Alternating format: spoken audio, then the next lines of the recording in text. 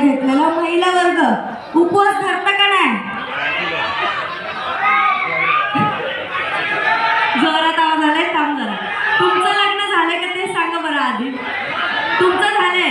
अच्छा, धरता नवऱ्यासाठी उपवास.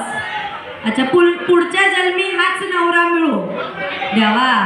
मी तर म्हणाले बस हेच जन्म नाही झाला, आता पुढच्या जन्मात नको हा नवरा.